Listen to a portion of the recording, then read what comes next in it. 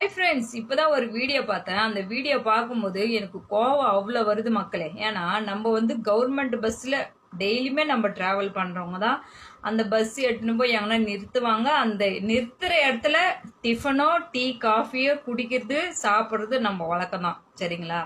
அப்படிதான் ஒரு பேசஞ்சர் போய் டீ வாங்கியிருக்காரு. அந்த டீயோட விலை 25 ரூபாய் இருக்குன்னுட்டு அந்த நியாயத்தை தட்டி கேட்டிருக்காரு.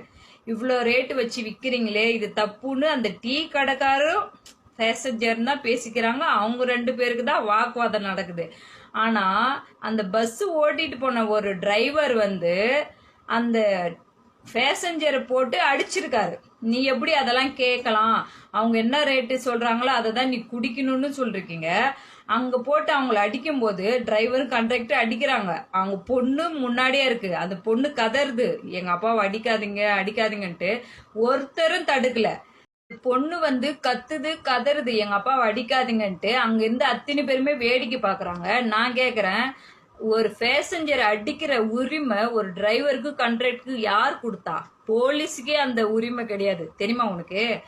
உனக்கு எல்லாமே ஓசில கிடைக்குதுன்றதுனால நீ நினைச்ச மாதிரிலாம் ஆட முடியாது. 10 ரூபாய் சம்பாதிக்கிறவனுக்கு தான் தெரியும் அதோட கஷ்டம் என்னன்னு. அதை நானே அனுபவிச்சிருக்கேன். ஒரு இடத்துல போய் நிறுத்துறாங்க, ஒரு தோசையும் ஒரு வடையும் சாப்பிட்டதுக்கே 90 ரூபாய். இன்னும் கூலி வேலை செய்யறவங்களுக்கு எப்படி கிடைக்கும்? அவன் உழைச்சாதான் அந்த பணம் கிடைக்கும். அதோட அருமை அவங்களுக்கு தெரியும். அவங்க தட்டி கேட்டிருக்காங்க.